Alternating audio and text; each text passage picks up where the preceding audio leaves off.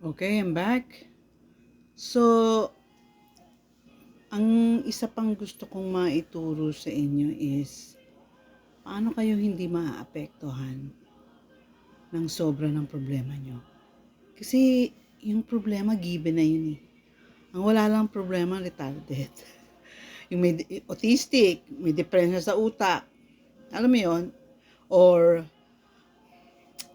2 years old ka, wala kang problema niyan, hindi mo iniisip ko anong almusal bukas. So, normal na may problema, sabi ko nga, dahil nandito ka sa mundong ito to be tested.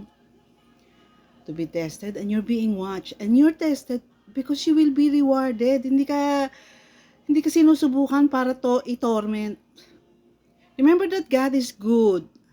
And nature niya is mag-reward. So, kung may reward, dati nga naiinis ako sa pag tumatay yung aso ko dahil naka-carpet kami. Ngayon, nasa settings ng utak mo. Ngayon ang tingin ko doon, naku, pupuntos na naman ako nito. Diba? Gagawin ko yon with an open heart, with willingness. So, hindi ako affected.